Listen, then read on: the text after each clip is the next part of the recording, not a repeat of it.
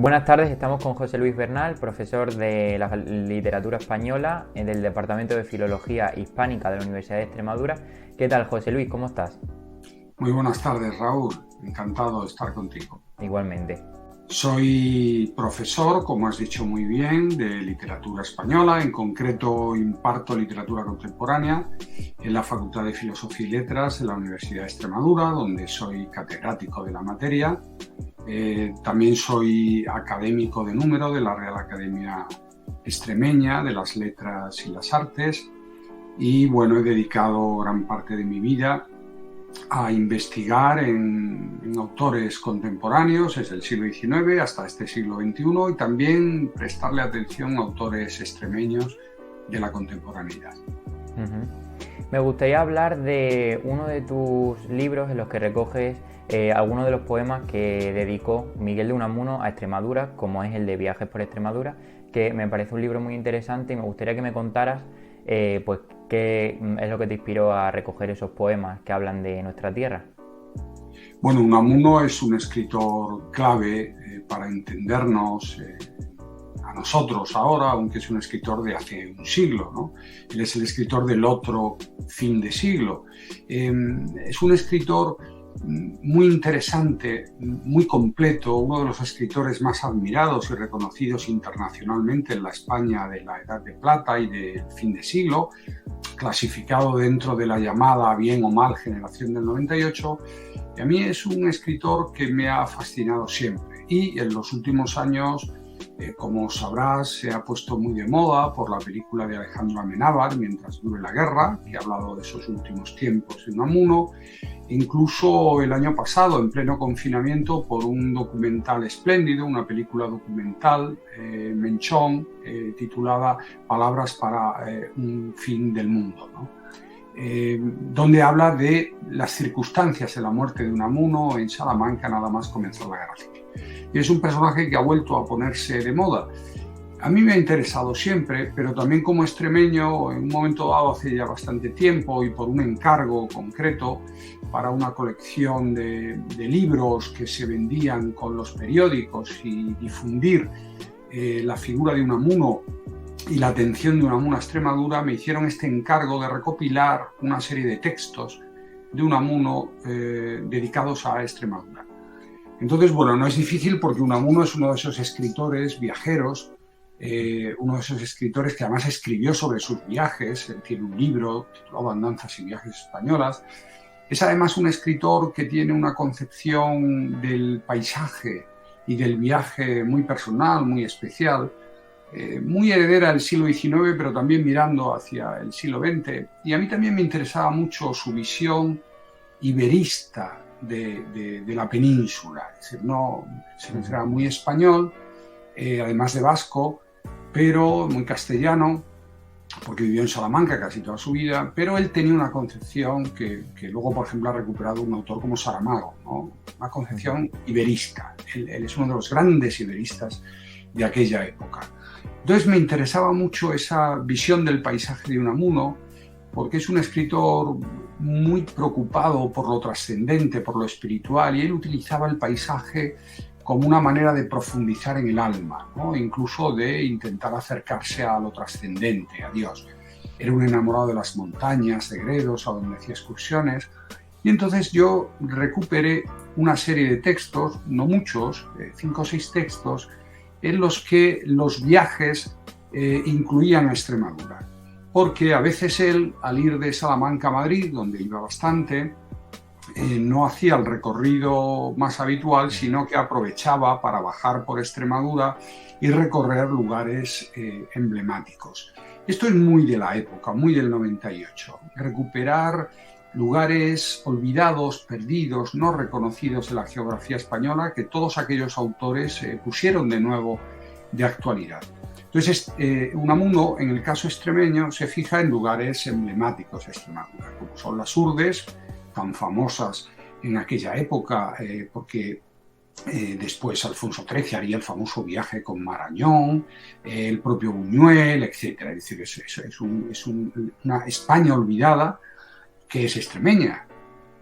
Era extremeña y es extremeña. Entonces Unamuno alude a las Urdes, es un paisaje que le fascina y sobre todo un contenido antropológico que le fascina, y luego lugares pues muy emblemáticos como Yuste, el monasterio de Yuste, que ha seguido fascinando a escritores extremeños y no extremeños hasta nuestros días, y Guadalupe, claro, el famoso monasterio Jerónimo en aquella época, que es un lugar único, ¿no? Un lugar con una fuerza increíble que la mantiene hasta nuestro tiempo. Y hay otro texto donde Unamuno hace especial alusión a un pueblo como Trujillo, también un pueblo con una personalidad muy grande.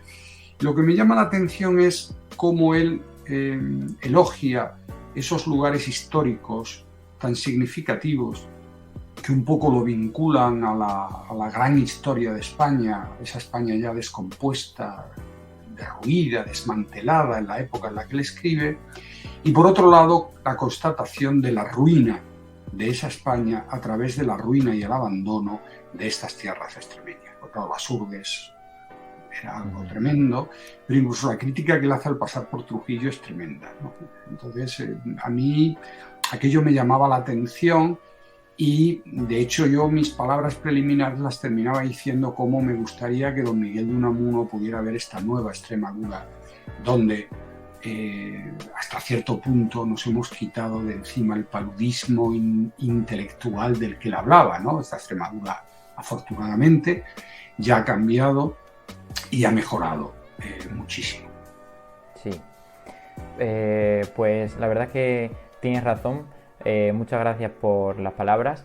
En Extremadura tenemos también algunas obras que hablan de ella más profundamente, como El balcón en invierno, que es de Luis Landero, que también está ambientado en una infancia en Alburquerque, que luego posteriormente él habla de una adolescencia madrileña, en Madrid. Y pues me gustaría que hablaras sobre esta obra, cómo a pesar de que no habla de Extremadura como tal, lo lleva siempre en el interior y está ambientada en ella, básicamente.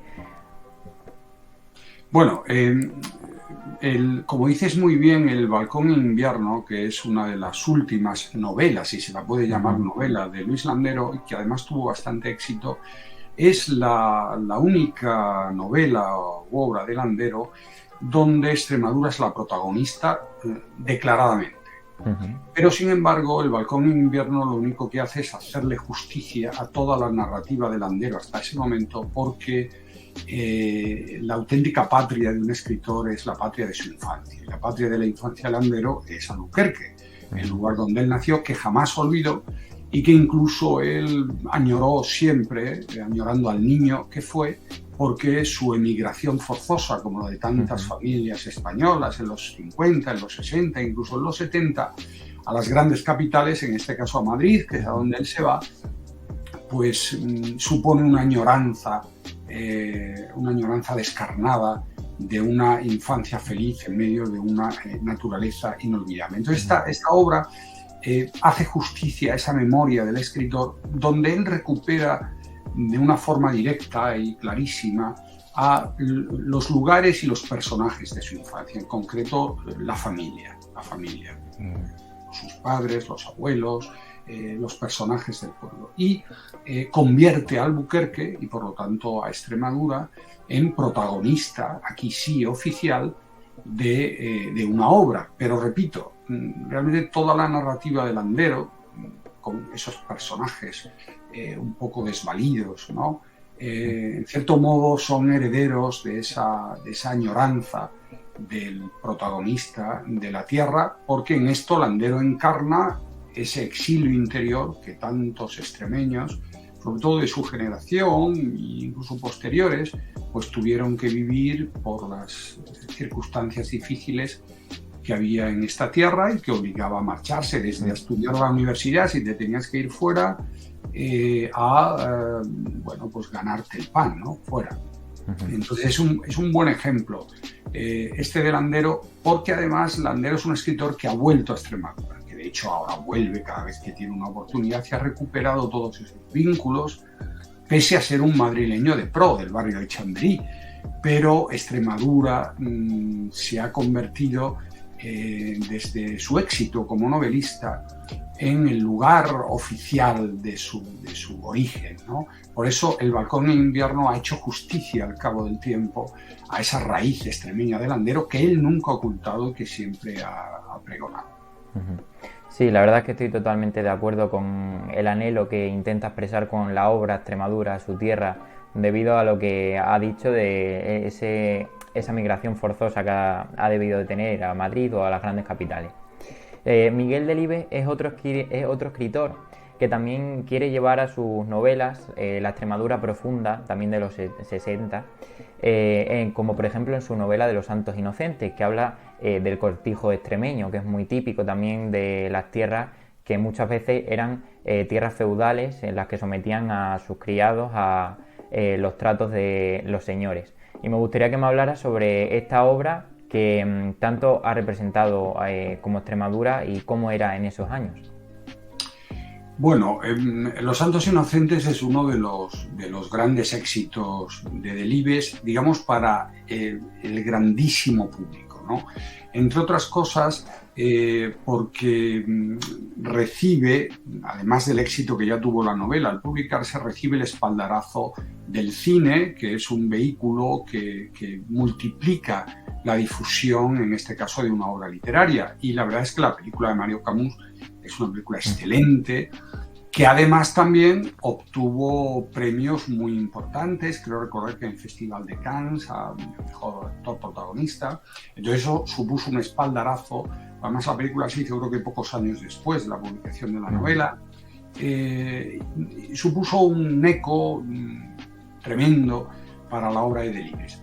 En Delibes en 1980 era un clásico vivo ya. Es decir, un autor consagrado que no tenía nada que demostrar.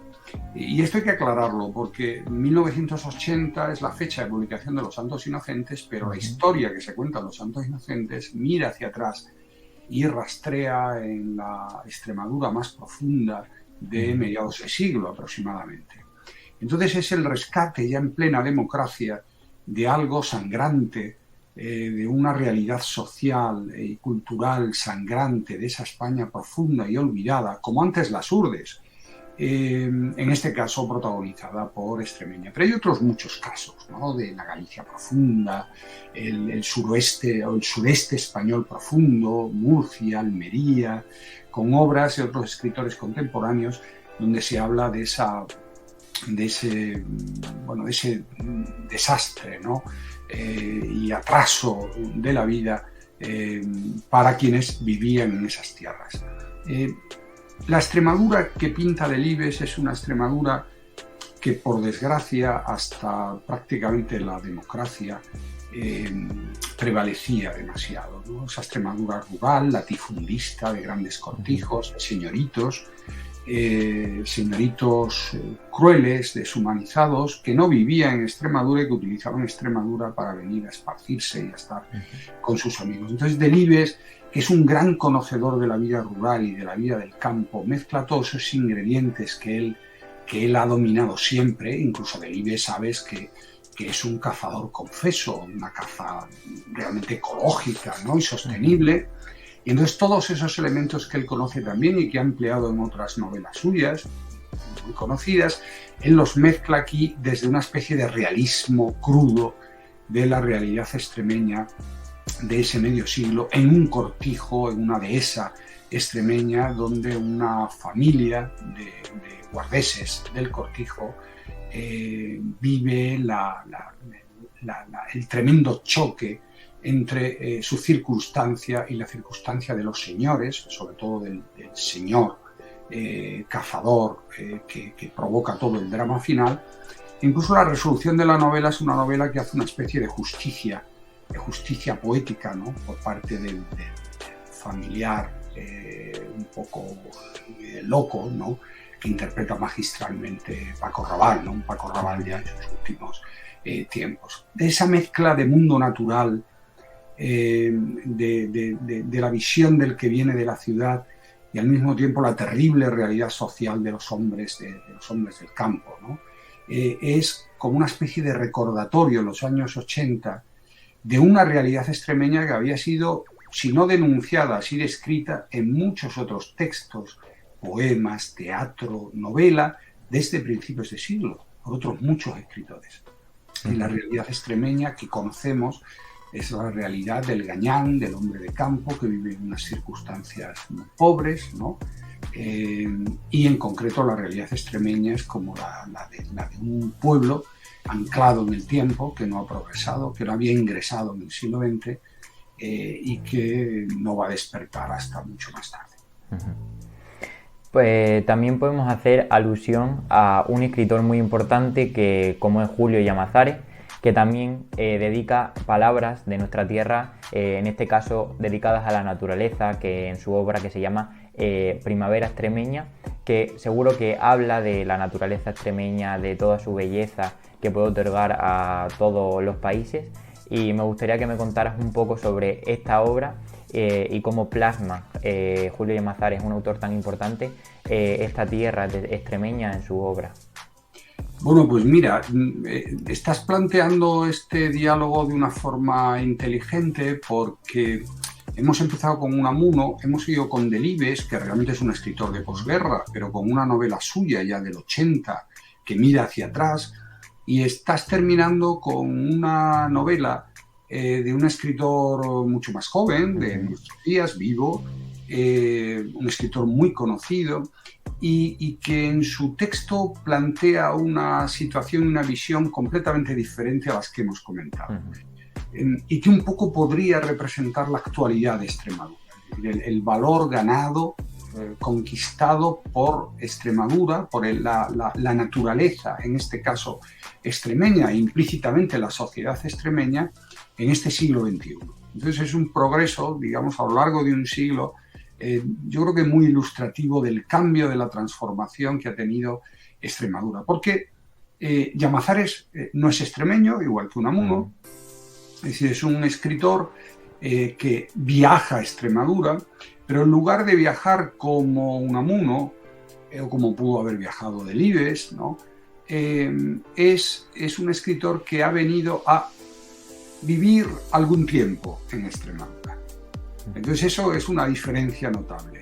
Ver cómo Extremadura ahora atrae a escritores que pueden encontrar, y no es el único caso, que pueden encontrar en Extremadura un paraíso perdido, una naturaleza paradisíaca, donde como escritor perderte durante un tiempo, que no es tan fácil encontrar ya en muchas partes. Entonces este es un cambio cualitativo muy interesante. Luego, por otra parte, Llamazares, que es novelista, pero también es poeta, Llamazares realmente saltó a la fama por algunas novelas fantásticas que lo que hacían era reflejar de una forma íntima y conmovedora la propia naturaleza de su tierra. Él es leonés, de la montaña o premontaña leonesa, ¿no? Entonces un libro como La lluvia amarilla, El río del olvido, son lugares concretos donde él ha estado, donde él ha vivido.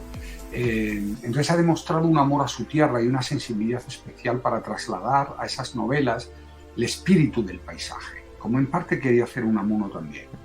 De hecho, en León hay un topónimo Llamazares, o sea que hay una imbricación entre autor y tierra clarísima. Entonces es muy interesante que este autor, tan comprometido con su tierra, tan leonés por los cuatro costados, y que ha publicado novelas sobre el paisaje leonés, un paisaje maravilloso, publique ahora, la última novela que publica, novela especial, ¿no? Una novela un poco diario íntimo, diario de vida, ¿no?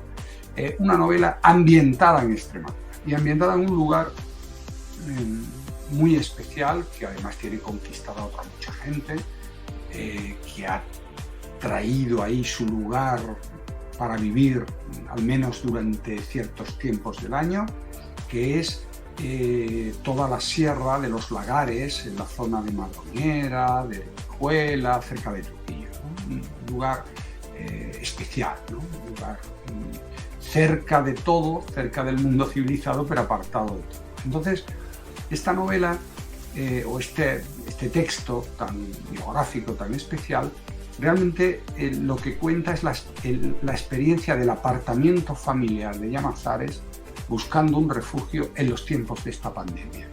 estamos viviendo.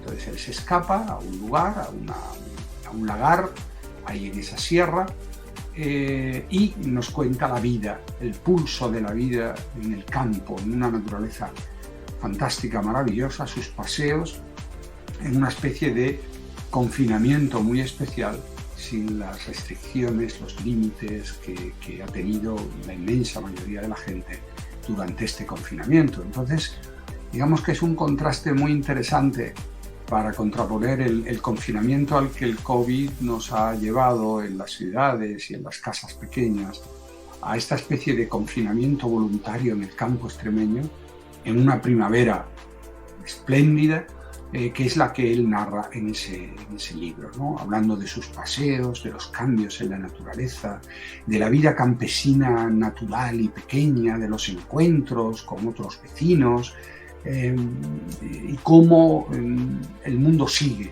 y sigue de una forma maravillosa, gracias en este caso al paisaje, con lo cual es una especie de redención de Extremadura, ¿no? En este proceso que hemos recorrido de casi un año, ¿no? Aquí ya no hay un rastro de esa Extremadura tan cruel que pinta Delibes en Los Santos Inocentes, ni de la Extremadura atrasada, anclada en el tiempo, víctima de ese paludismo intelectual del que hablaba.